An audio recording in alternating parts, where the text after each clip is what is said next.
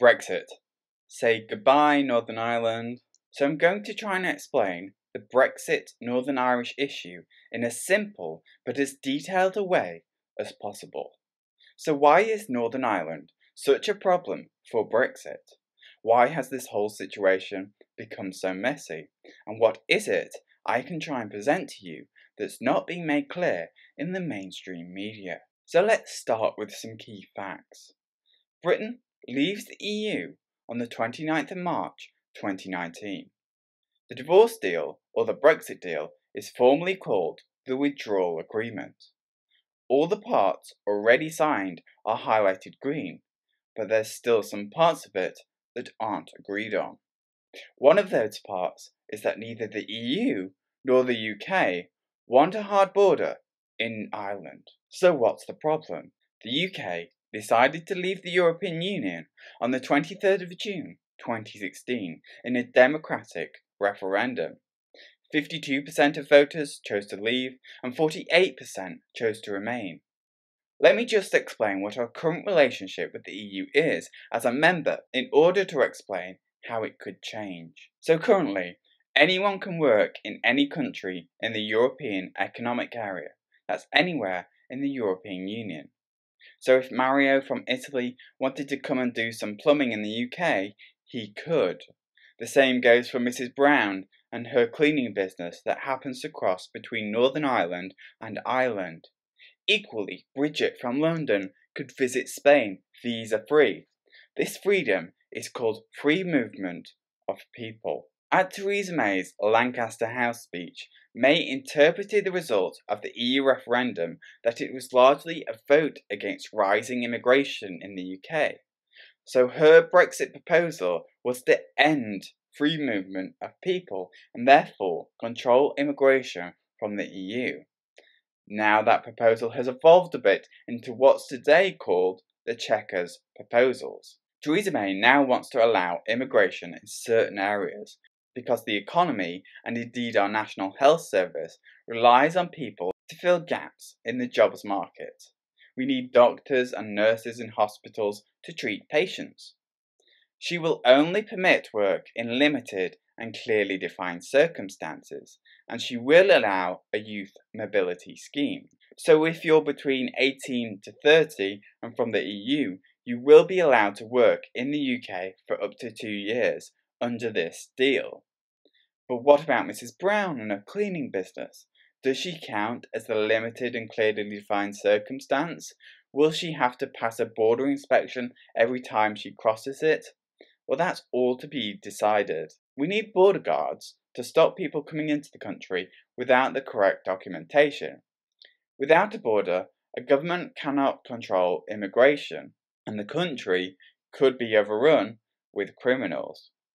So the UK government has said that trade arrangements, such as the one that we can make with the EU, will provide provisions in which cover trade in services to include the mobility of people for those services. So Mrs. Brown should be allowed to do her cleaning business.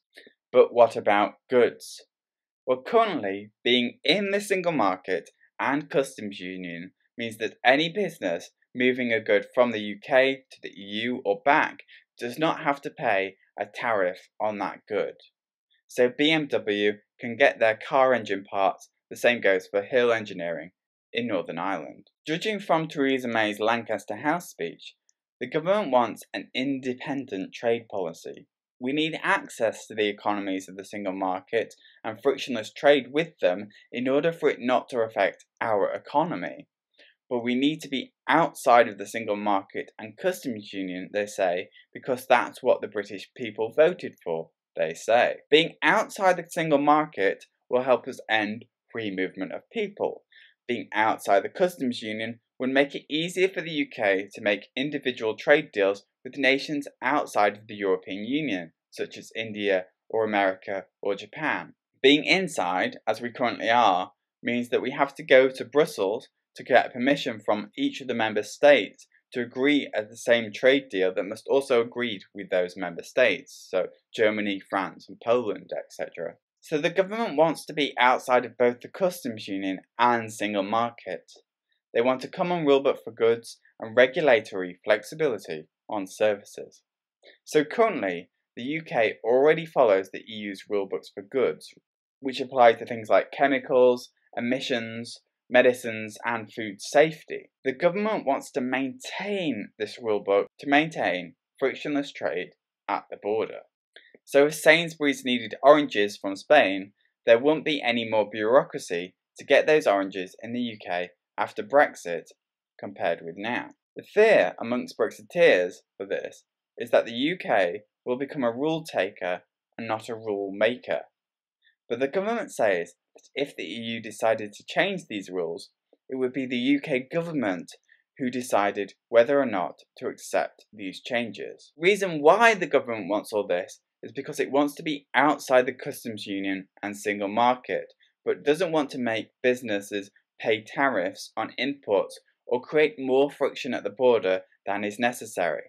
At the same time, it wants to be outside the single market to end free movement and outside the customs union to be able to do those trade deals with other countries outside the European Union. But having a different rule book to the rest of the EU means having a border in Northern Ireland, which means Hill Engineering might find it harder to trade in parts from the Republic of Ireland than it currently does.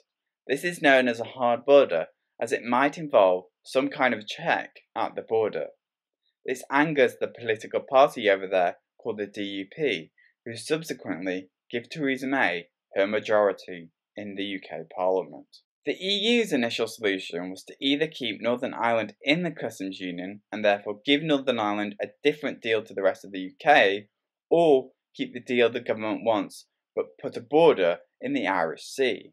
With the UK government reliant on 10 DUP MPs to get a Brexit bill passed, any breakup of Northern Ireland from the rest of the UK is not acceptable to the UK government. So what's the solution? Well, we already agreed a transition period where everything will stay the same until December 2020 anyway, in order to ease the transition for businesses. But that only works if a deal is agreed by March 2019. But there is talk of extending that transition period by a matter of months to work out how to get Northern Ireland out of the customs union and avoid border checks. The EU would consider this, and the extra time would help the UK secure its trade deal. But being in the EU longer will cost the UK money that we would be paying into the EU. The DUP don't want physical checks such as cameras or customs posts, because that would effectively be a hard border, even if it's away from the border. They say extending the transition period changes nothing.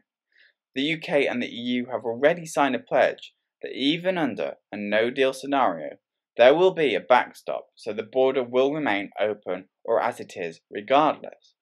But neither side can agree what that backstop will say and how it will implement an open border. They cannot accept the EU's proposals to lock Northern Ireland off from the rest of the UK. Michel Barnier said that he needed much more time than November to find a way of avoiding a hard border on the island of Ireland. The UK and the EU do have a chance to make a deal on the 13th or 14th of December.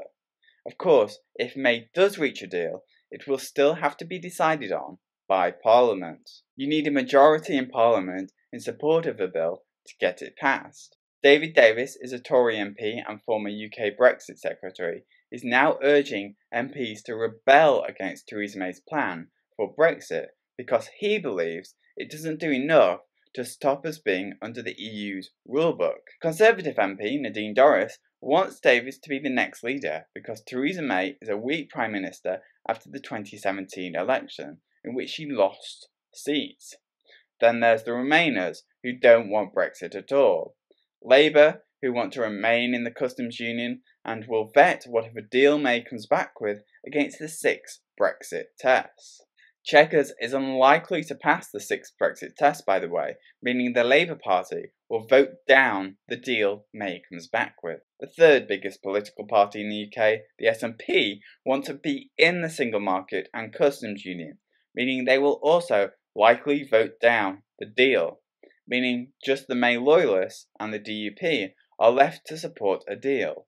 Numbers-wise, it doesn't seem like it will be enough.